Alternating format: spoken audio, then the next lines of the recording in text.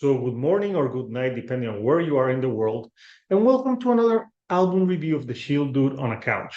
I'm your host, Hector, and today we're going to talk about the brand new album by the band Will Haven, and it's called Seven. And for those of you that don't know, Will Haven is a band from Sacramento, California. They came around in the late 90s, contemporaries to bands like Deftones. And they've been around for a while now, and this is their obviously seventh album. And how to describe Will Haven's sound? So it's kind of hard because they have some experimental to them. They have some guitars that sound new metal, but they also have some like post-hardcore tendencies to their music. So they describe themselves as a noise outfit from Sacramento, California, and that's a great way to describe the band. And on this seventh album, and a follow-up to the last album that they put out like a few years ago, they really use a lot of like soundscapes and cinematics to the music. Like when you're listening to this album, it feels like, yeah, it's a metal record, but it also feels like it could be the soundtrack to a horror movie, especially a John Carpenter movie. There's parts on songs that they use pianos, they use keyboards, synthesizers, and they make the songs like really stand out. For example, they use keyboards to their advantage on a song. There's a song called Diablito, and then there's Diablito 2. So Diablito is the full song, and that song is one of the singles, and it has like great guitars on it. Like it's very aggressive in the vocal delivery and also haunting. You have to see the music video for this song because it's like there's like a father and a daughter and someone dies and the title Diablito is a nod to their first album that came in the 90s. So Diablito 2 is more instrumental in soundscape, and you listen to like the Sims and it really sounds like the Sims that John Carpenter uses on his classic movies like Halloween and also The Thing. So it's something that it gives different layers to the music. So the album opens up like very aggressively, and when it opens up, like it never lets you go. First it has Luna, which is more like it's not like a full song. It's more like an introduction to the Five of Fire, which is one of the other singles that they released, and that song has some like very like rough guitars on it. Like I sense like a new metal thing with some post-hardcore on that song. And I gotta praise the vocals because the vocalist here for the band really knows how to express feeling. So Grady Avenel, that's the lead singer.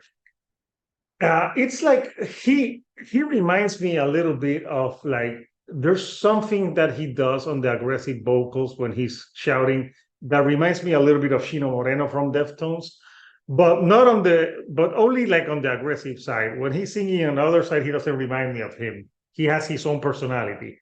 And I think that something that his voice does really well is it carries pain. You can feel a lot of emotion and pain in him. And that is something that not all singers can do. Then you have songs like Evolution of a Man that starts very hardcore in the riffing, but then it changes. And that's something that this album does very well. This is an album that is unpredictable. You never know when a song is going because you're like, yeah, it's going this way, and then it changes tune or it drops down and it gives you like an atmospheric like interlude in the middle of the song. So that is something that they do really great. Another single that they released, the first one was Wings of Mariposa. That's a 2 minute and 43 song. And that is like one of the most aggressive songs on the record. It like never lets through. Like it has like some aggressive drumming. The guitar on it is like full speed all the time. And it's really aggressive and really in your face. Like this is the type of song that you could be in a mosh pit and be like, yeah, this is gonna make people like bounce and mosh very aggressively.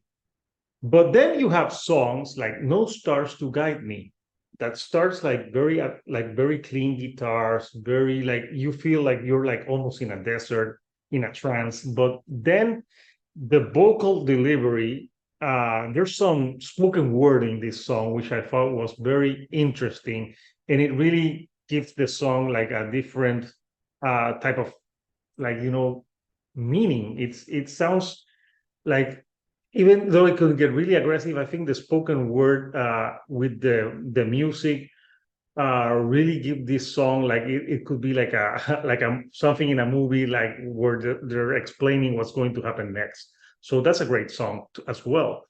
Then you have a song like Feeding the Soil, and Feeding the Soil has a very interesting use of piano. There's like a piano where it's like you hit one key, and I don't know why every time that key hits, like the hair on the back of your neck like stand up, because it gives you like a very eerie, unsettling feeling, like something is going to happen. And I think that's what they were trying to capture with this song. Uh, Vocally, another great performance. And Jeff Irwin, the guitarist for this band, kudos to him, because he does very different things with the guitar and also the keyboards. And he is the one who does most of the music for this album. So it's very interesting. And the album finishes with La Última Nota, that's Spanish, and that means the last note. And what the band did here, this is a song that it starts very aggressively, but it's more like the last half of a minute, it's like this guitar tone that they do. And what they did is they brought like 250 of their fans to play that same note at the end. So isn't that fucking cool that you're a fan of the band and you are in the last note of the album? And what you have to ask yourself is, will this be Will Haven's last album? Because that last song going the last note, it's like they're saying goodbye. So we don't know, but if this is the band's last album, they go on fucking top. And I think that Will Haven is a band that is very underrated, and a lot of people should give them more praise because they did a lot of stuff in the 90s with their contemporaries, and they didn't get the acclaim that some of those other bands had.